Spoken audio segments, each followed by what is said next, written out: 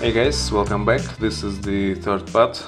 In this chapter we're gonna talk about the lights, shadows. I'm gonna show you how to use ShaderFX. I'm gonna explain how to make scenes like this, what problems you may face during the production, and let's get started. Alright, first things first, let's talk about lights a bit. Even though there is a bunch of lights available and normally the viewport works fine with all of them, there are some things you should keep in mind. So the first thing is that only lights that get a direction, such as the directional light, spotlight and arrow light, can cast the shadow, the other ones not. So let's create the spotlight, for example. No, not spotlight, but the point light. Right, let's put it somewhere here.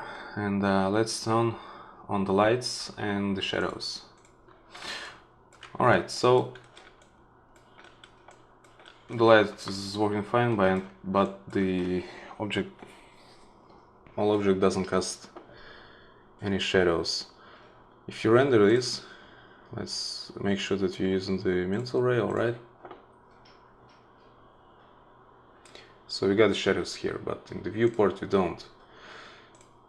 Even though there's a bunch of the setups available, there's the shadow type. You are using the ray trace shadow, it's not working. Right, so next let's create the directional light. Let's rotate it a bit like that.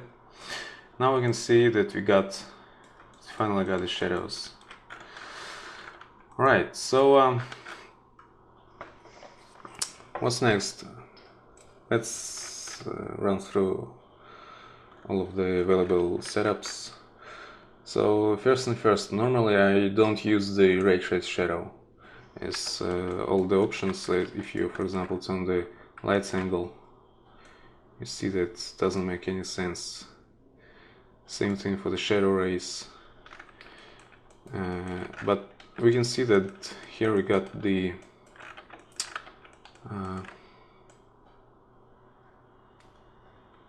so let's say like this. We got this with edge, alright? So using the ray trace you can't fix that, so what I normally do, I use the depth map instead.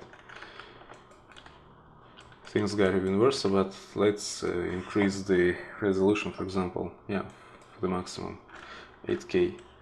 So, sorry, it's looking a lot better now.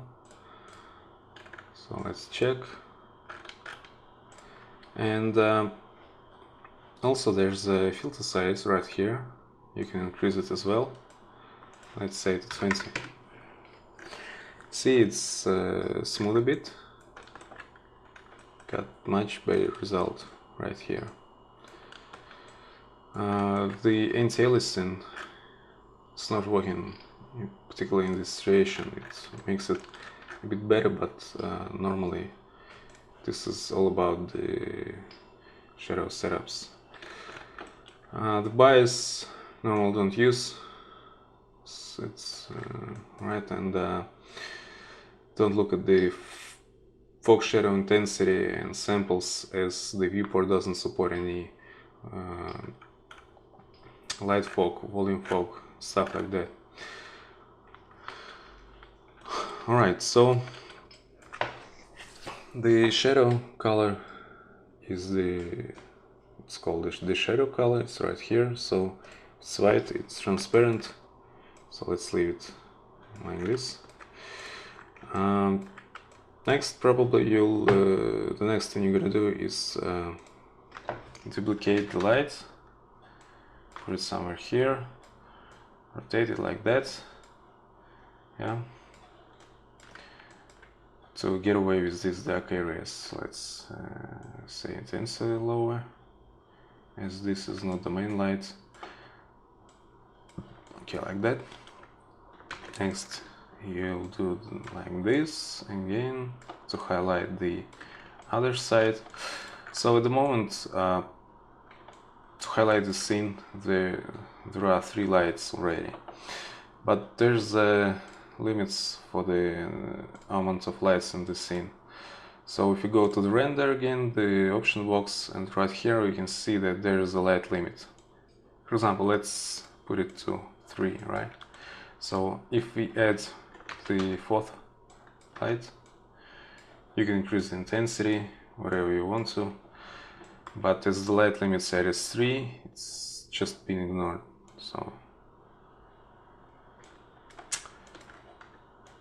like that, sorry.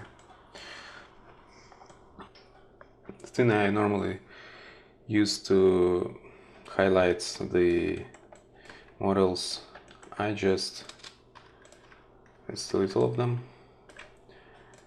Just go to the shader and use the ambient color. This is it. Actually, the problem is that the viewport doesn't support any indirect lighting, so if you go to right here, so it's not supporting the global illumination or final gather. So lighting the scene is a bit different than you normally get used to. Alright, so let's put the ambient back.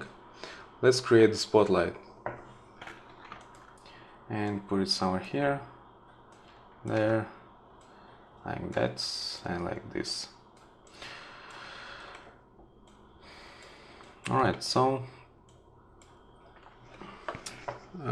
spotlight got the decay rate, the decay works fine, the linear, the cubit and quadratic, they are all working good, so let's increase to, let's say, 15. Also the cone angle and the penumbra angle, they're working all fine, so you can increase, decrease, make this edge a bit softer if you want to. Next, the light focus, as I said, is not supported. Let's create it, take a look, nothing's happening, but if you render it, yeah, so we got the light fog. So let's do it. What's next?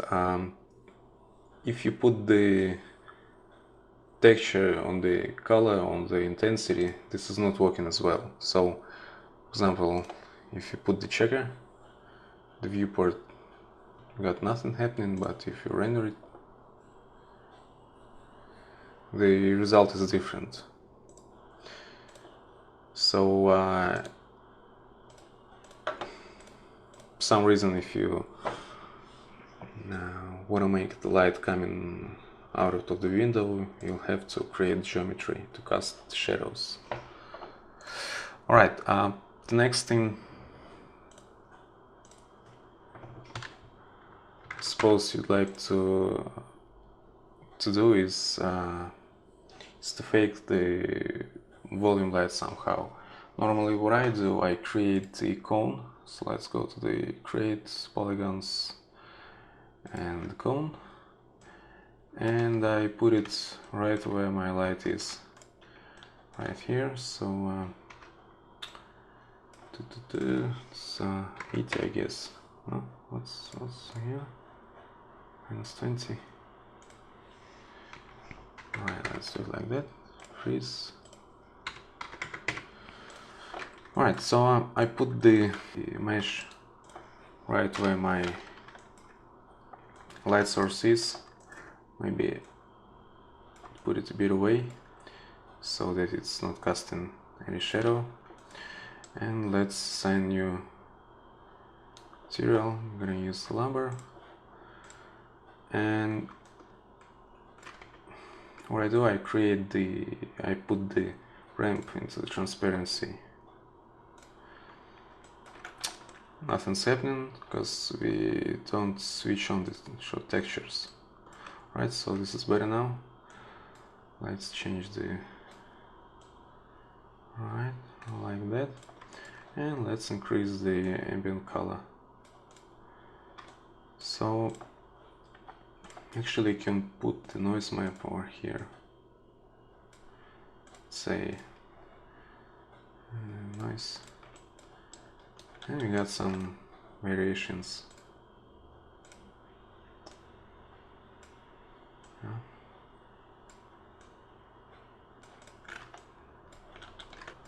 the ambient, just like that.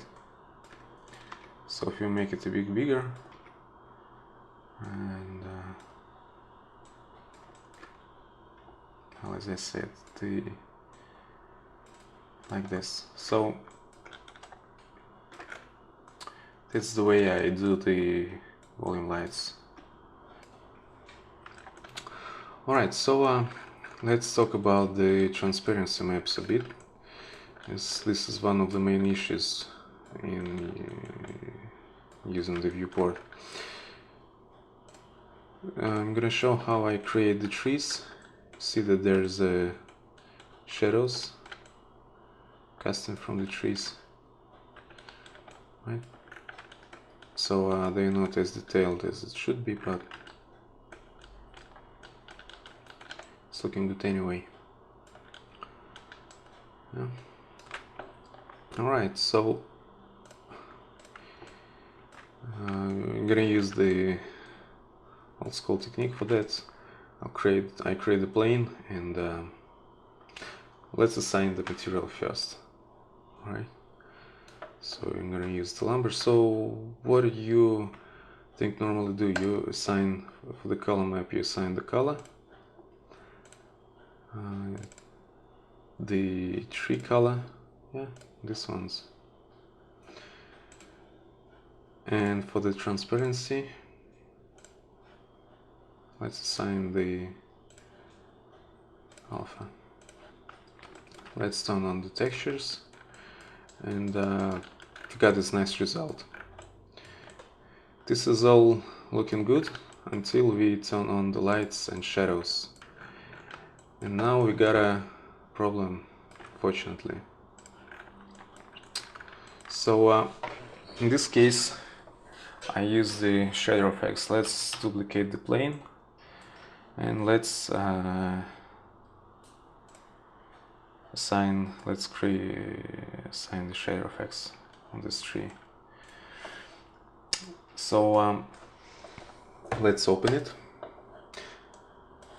and what you can see that the ShaderFX got its own editor. It's working almost the same as the Hypershade, but I think it's more obvious and easy working. We're gonna actually do the same. We're gonna add the transparency map and the color map. So there's few ways to do that. You can select these ones. You can select the texture map from this window on the left, just drag and drop, or you can right click textures and texture map. Alright, so we double click here, you got the options for the texture map. Let's change the path to the color and to the alpha. Alright, so how we gonna use all these inputs and outputs? For example, if you select the green output, you can plug it in only to the green one. If you got pink, you can plug it only where the pink input is, and the light green to the light green. So this is very easy. The texture map, we're gonna use the color. We're gonna put it to the diffuse color. Let's make it a little bit smaller, and let's put it there. This is the diffuse, it's good. And the alpha channel we're gonna put to this surface mask. See that there's a green input, so let's take the red color, put it there. Again, nothing's happening. Let's go to the material, double click here, and you can see that there's a surface mask cutoff right here. You can change the value, and you see how the tree gets transparent, and at the same time we got nice shadow over there. Let's get away with this specular color. So let's create the color map and plug it into the specular color. So let's change the color itself, make it black, and the reflections are gone. using the lumber we can easily highlight the texture using the ambient color. Yeah, but in the ShaderFX we should use the white instead. So again, we got to create the nodes. Let's say it's gonna be the float, and plug it into the whites. So 0 is default, but let's make it 2. Alright, it's working good. Let's leave it 1.5, for example. So we got a sunny day and stuff. And the last thing I normally do, I use the bump map. For the bump map there's a normal, so I just plug in the color to the normal. And got this. Let's increase it again. Let's say it's 2.3. Yeah. Alright, so it's quite obvious that the result is a lot better than using the standard material. We got a nice texture, we got a nice look itself, and what's more important, we got nice shadow on the back. Let's put it like this, like it fits the ground well. Next thing, let's turn on the ambient occlusion. And now we can see that we got another weird thing happening. We got the shadow being cast by the mesh itself. So let's do this like this. I'm gonna add some extra polygons right here and right there, and like this, and just delete these faces. Alright, so put it down. So we got the nice shadow, the ambient occlusion works fine. Right, so next thing I'm gonna do is duplicate this plane, and let's rotate it on 45 degrees. Yeah, so I'm making some kind of adding the volume to the tree. All right, so let's rename. So this is the FX main, and let's call this FX extra 1.2. Don't look at this weird stuff, I'm gonna talk about it a bit later, but I want this tree to be visible from this angle and from this angle. I don't want it to be flat like this one. So what I do, I go to the shape node, and right here in the render stats I just disable double-sided. Alright, from here, same thing I do for the second one. Alright, so now we can see the tree from this angle, from this one, and there is a nice shadow on the back. Alright, it's cool. Let's do it like this. Alright, so you can see that there is a weird dark area over here. This is because of the geometry. So now what you can do is to add another slices on the left and right, delete the faces, and it's gonna look fine, but normally I just ignore it. Let's duplicate the tree, put it there, and let's render it. Go to the play blast, select the test. I'm gonna use the format image and encoding the PNG as it supports the alpha channel, and let's render two frames.